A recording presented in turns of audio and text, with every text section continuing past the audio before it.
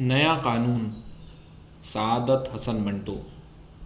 मंगू कोचवान अपने अड्डे में बहुत अक्लमंद आदमी समझा जाता था। गो उसकी तालीमी हैसियत सिफर के बराबर थी और उसने कभी स्कूल का मुंह भी नहीं देखा था, लेकिन इसके बावजूद उसे दुनिया भर की चीज़ों का इल्म था। अड्डे के वो तमाम कोचवान जिनको ये जानने की ख्वाहिश होती थी कि दुनिया के अंदर क्या हो रहा है, उस्ताद मंगू की वसी मालूमात से अच्छी तरह वाकिफ़ थे। पिछले दिनों जब उस्ताद मंगू ने अपनी एक सवारी से स्पेन में जंग छिड़ जाने की अफवाह सुनी थी, तो उसने गामा चौधरी के चौड़े कांधे पर थपकी देकर मुदब्बिराना अंदाज में पेशगोई की थी। देख लेना गामा चौधरी, थोड़े ही दिनों में स्पेन के अंदर जंग छिड़ जाएगी। जब गामा चौधरी ने उससे ये पूछा था कि स्पेन कहाँ वाक़ है, तो उस्ताद मंगू ने बड़ी मतानत से जवाब दिया था, विलायत में, और कहाँ। स्पेन की जंग छिड़ी और जब हर शख्स को पता चल गया तो स्टेशन के अड्डे में जितने कोचवान हुक्का पी रहे थे, दिल ही दिल में उस्ताद मंगू की बड़ाई का एतराफ़ कर रहे थे।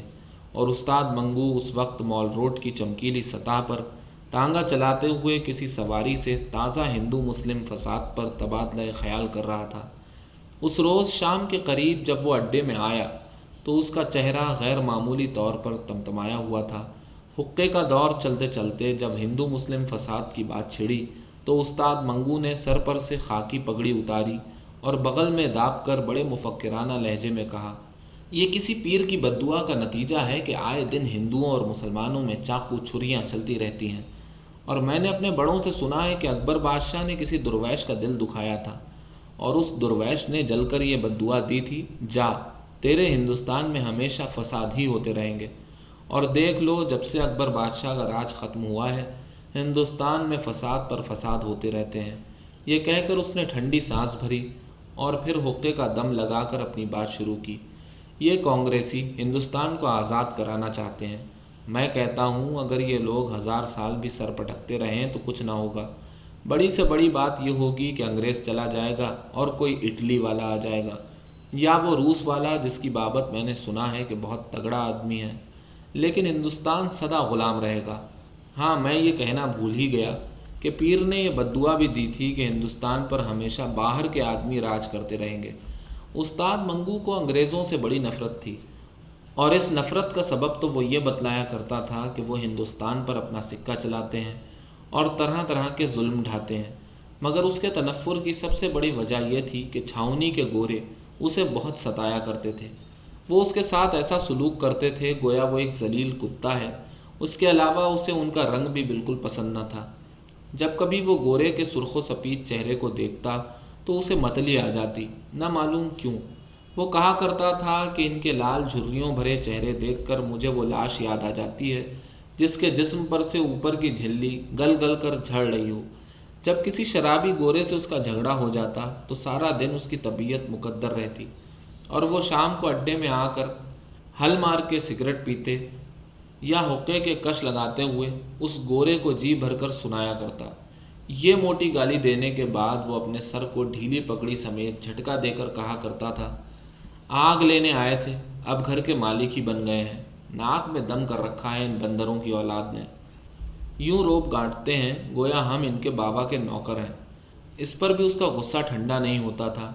जब तक उसका कोई साथी उसके पास बैठा रहता वो अपने सीने की आग उगलता रहता। शक्ल देखते हो ना तुम उसकी, जैसे कोढ़ हो रहा है, बिल्कुल मुर्दार, एक धप्पे की मार और गटपट यूं बक रहा था जैसे मार ही डालेगा।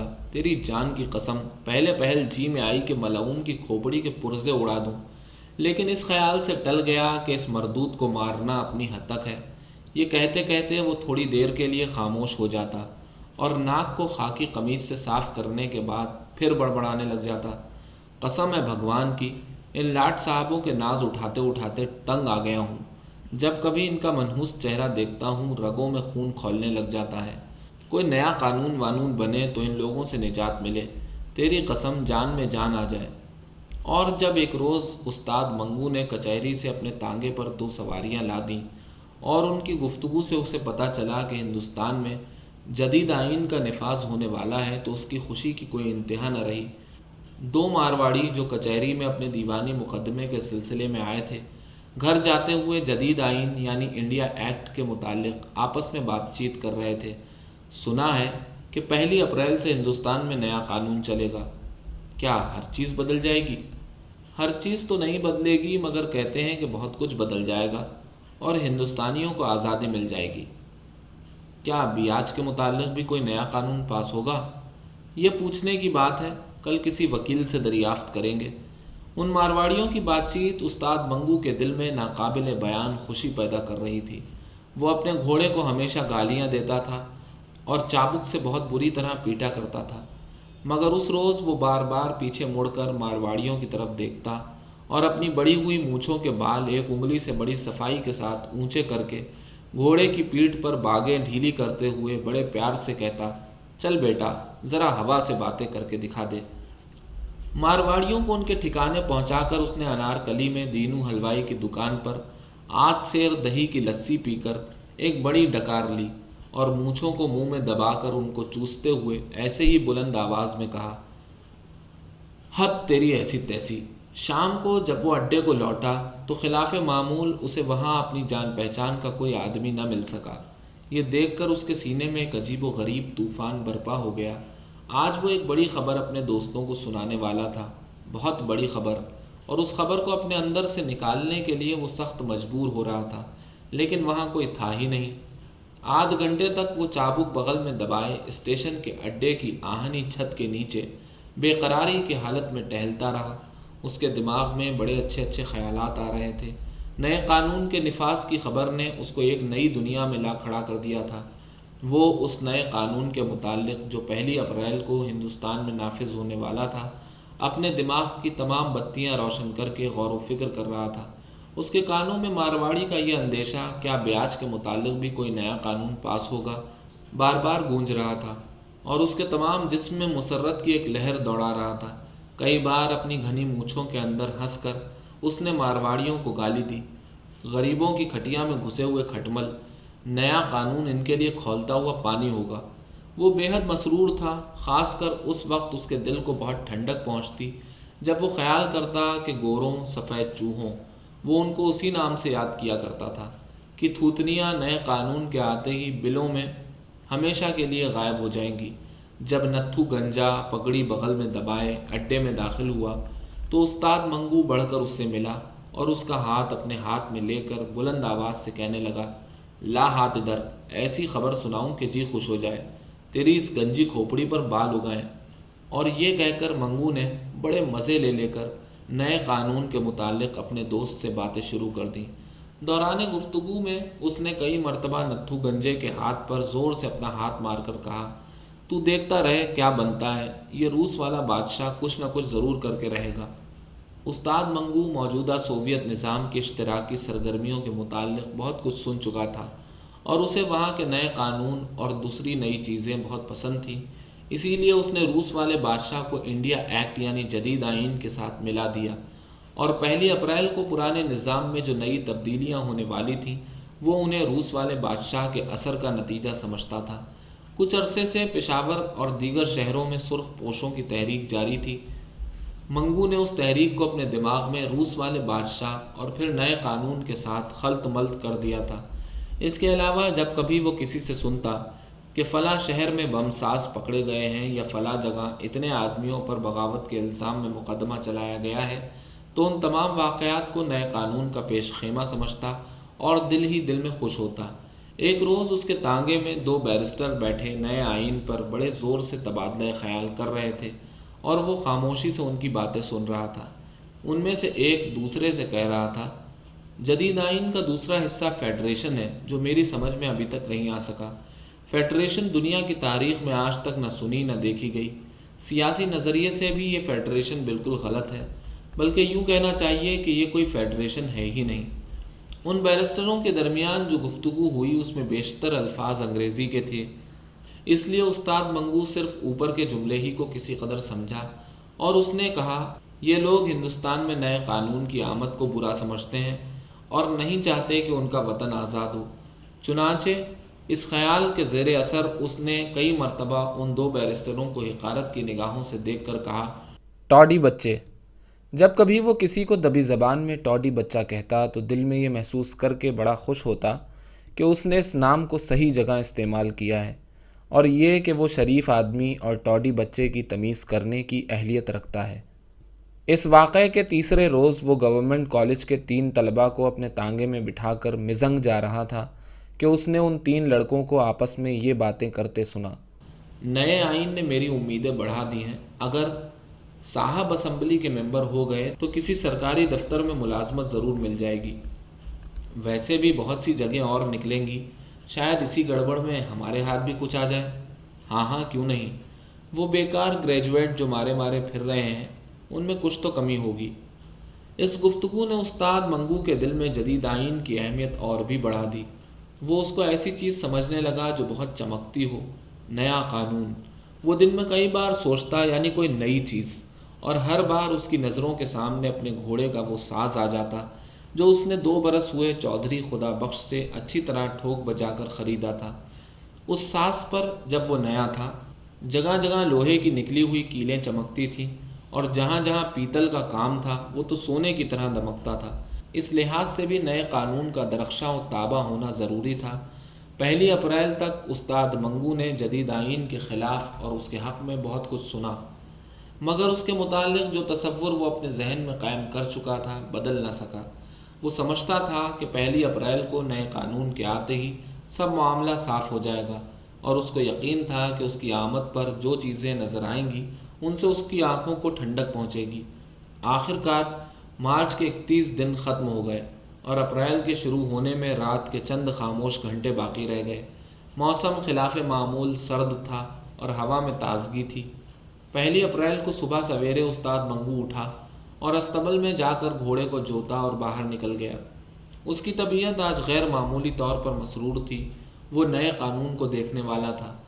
اس نے صبح کے سرد دھندلکے میں کئی تنگ اور کھلے بازاروں کا چکر لگایا، مگر اسے ہر چیز پرانی نظر آئی، آسمان کی طرح پرانی۔ اس کی نگاہیں آج خاص طور پر نیا رنگ دیکھنا چاہتی تھیں، مگر سوائے اس کلغی کے جو رنگ برنگ کے پروں سے بنی تھی اور اس کے گھوڑوں کے سر پر جمی ہوئی تھی، اور سب چیزیں پرانی نظر آتی تھیں۔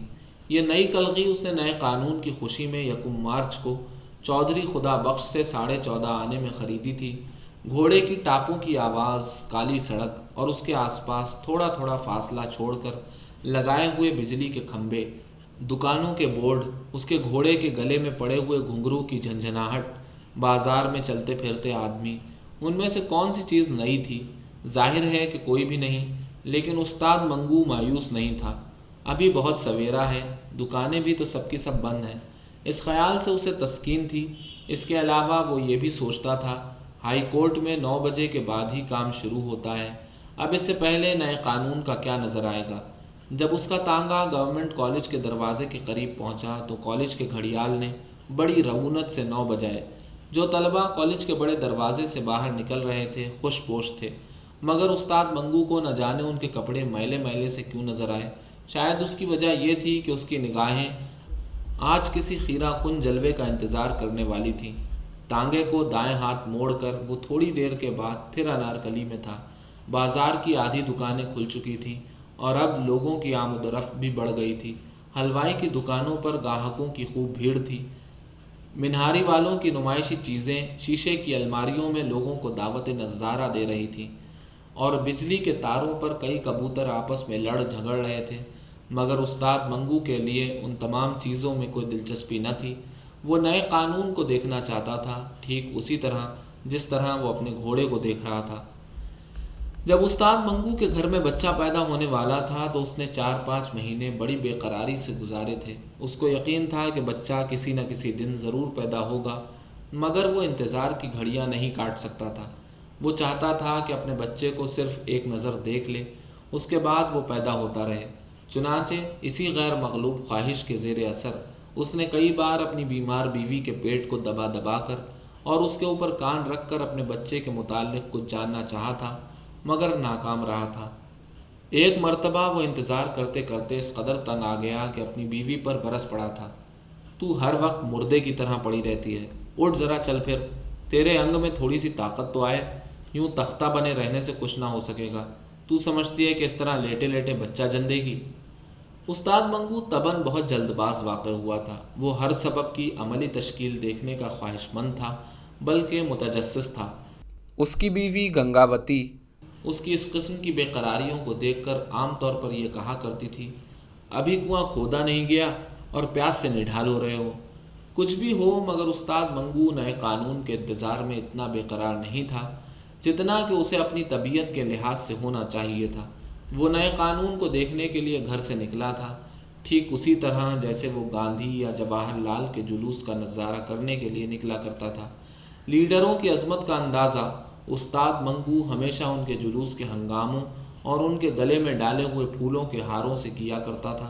اگر کوئی لیڈر گیندے کے پھولوں سے لدا ہو تو استاد منگو کے نزدیک وہ بڑا آدمی تھا۔ اگر کسی لیڈر کے جلوس میں بھیڑ کے باعث 2-3 فساد ہوتے ہوتے رہ جائیں تو اس کی نگاہوں میں وہ اور بھی بڑا تھا۔ اب نئے قانون کو وہ اپنے ذہن کے اسی ترازو میں تولنا چاہتا تھا۔ انارکلی سے نکل کر وہ مال روڈ کی چمکیلی سطح پر اپنے تانگے کو آہستہ آہستہ چلا رہا تھا کہ موٹروں کی دکان کے پاس اسے چھاؤنی کی ایک سواری مل گئی۔ کرایہ طے کرنے کے بعد اس نے اپنے گھوڑے کو چابک دکھایا اور دل میں خیال کیا، چلو یہ بھی اچھا ہوا، شاید چھاؤنی ہی سے نئے قانون کا کچھ پتہ چل جائے۔ چھاؤنی پہنچ کر استاد منگو نے سواری کو اس کی منزل مقصود پر اتار دیا اور جیب سے سگریٹ نکال کر بائیں ہاتھ کی آخری 2 انگلیوں میں دبا کر سلگایا اور پچھلی نشست کے گدے پر بیٹھ گیا۔ جب استاد منگو کو کسی سواری کی تلاش نہیں ہوتی تھی یا اسے کسی بیتے ہوئے واقعے پر غور کرنا ہوتا تھا تو وہ عام طور پر اگلی نشست چھوڑ کر پچھلی نشست پر بڑے اطمینان سے بیٹھ کر اپنے گھوڑے کی باگیں دائیں ہاتھ کے گرد لپیٹ لیا کرتا تھا۔ ایسے موقعوں پر اس کا گھوڑا تھوڑا سا ہنہنانے کے بعد بڑی دھیمی چال چلنا شروع کر دیتا تھا، گویا اسے کچھ دیر کے لیے بھاگ دوڑ سے چھٹی مل گئی ہے۔ گھوڑے کی چال اور استاد منگو کے دماغ میں خیالات کی آمد بہت سست تھی۔ جس طرح گھوڑا آہستہ آہستہ قدم اٹھا رہا تھا اسی طرح استاد منگو کے ذہن میں نئے قانون کے متعلق نئے قیاسات داخل ہو رہے تھے۔ وہ نئے قانون کی موجودگی میں میونسپل کمیٹی سے ٹانگوں کے نمبر ملنے کے طریقے پر غور کر رہا تھا۔ وہ اس قابل غور بات کو آئین جدید کی روشنی میں دیکھنے کی صحیح کر رہا تھا۔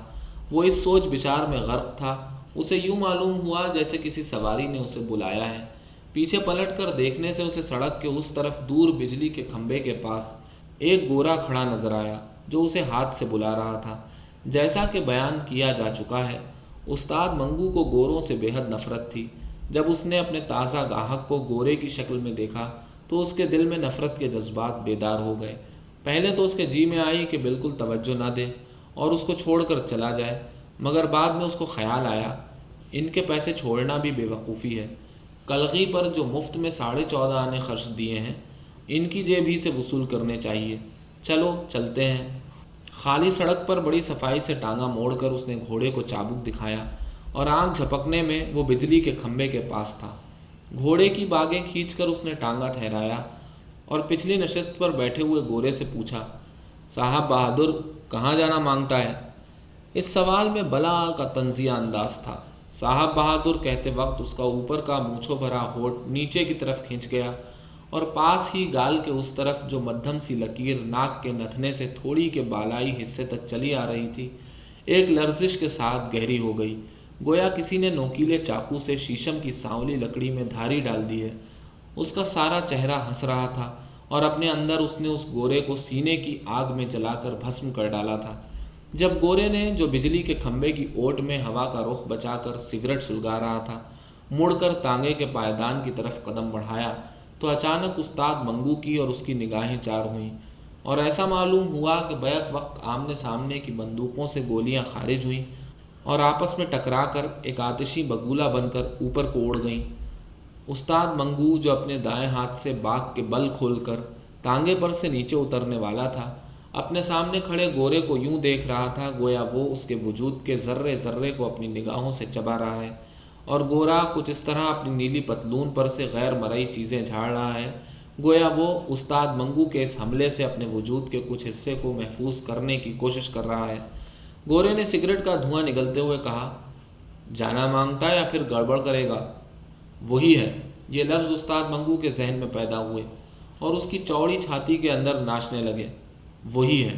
اس نے یہ لفظ اپنے منہ کے اندر ہی اندر دہرائے اور ساتھ ہی اسے پورا یقین ہو گیا کہ وہ گورا جو اس کے سامنے کھڑا ہے وہی ہے جس سے پچھلے برس اس کی جھڑپ ہوئی تھی اور اس خامخواہ کے جھگڑے میں جس کا باعث گورے کے دماغ میں چڑھی ہوئی شراب تھی، اسے طعن کرہن بہت سی باتیں سہنا پڑی تھیں۔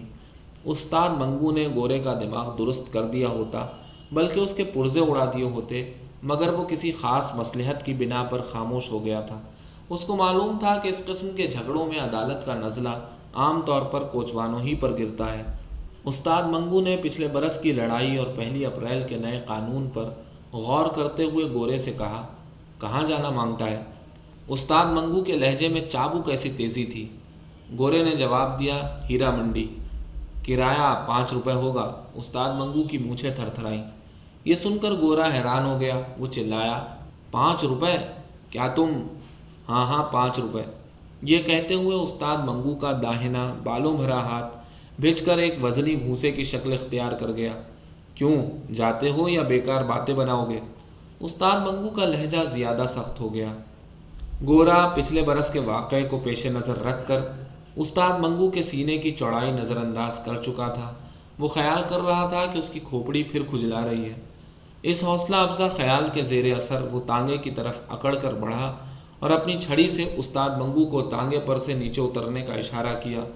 بیت کی یا پالش کی ہوئی پتلی چھڑی استاد منگو کی موٹی ران کے ساتھ 2-3 مرتبہ چھوئی۔ اس نے کھڑے کھڑے اوپر سے پست قد گورے کو دیکھا، گویا وہ اپنی نگاہوں کے وزن ہی سے اسے پیس ڈالنا چاہتا ہے۔ پھر اس کا گھوسا کمان میں سے تیر کی طرح سے اوپر کو اٹھا اور چشم زدن میں گورے کی ٹھڈی کے نیچے جم گیا۔ دھکا دے کر اس نے گورے کو پرے ہٹایا اور نیچے اتر کر اسے دھڑا دھڑ پیٹنا شروع کر دیا۔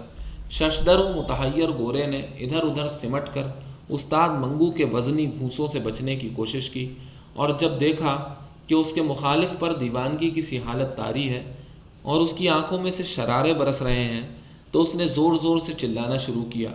اس کی چیخ پکار نے استاد منگو کی باہوں کا کام اور بھی تیز کر دیا۔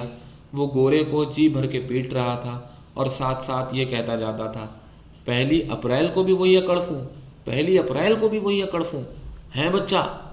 لوگ جمع ہو گئے اور پولیس کے 2 سپاہیوں نے بڑی مشکل سے گورے کو استاد منگو کی گرفت سے چھڑایا۔ استاد منگو ان 2 سپاہیوں کے درمیان کھڑا تھا۔ اس کی چوڑی چھاتی پھولی سانس کی وجہ سے اوپر نیچے ہو رہی تھی، منہ سے جھاگ بہہ رہا تھا اور اپنی مسکراتی ہوئی آنکھوں سے حیرت زدہ مجمع کی طرف دیکھ کر وہ ہانپتی ہوئی آواز میں کہہ رہا تھا، وہ دن گزر گئے جب خلیل خاں فاختہ اڑایا کرتے تھے، اب نیا قانون ہے میاں، نیا قانون۔ اور بیچارہ گورا اپنے بگڑے ہوئے چہرے کے ساتھ بے وقوفوں کے مانند کبھی استاد منگو کی طرف دیکھتا تھا اور کبھی ہجوم کی طرف۔ استاد منگو کو پولیس کے سپاہی تھانے میں لے گئے۔ راستے میں اور تھانے کے اندر کمرے میں وہ نیا قانون چلاتا رہا، مگر کسی نے ایک نہ سنی۔ نیا قانون کیا بک رہے ہو، قانون وہی ہے پرانا، اور اس کو حوالات میں بند کر دیا گیا۔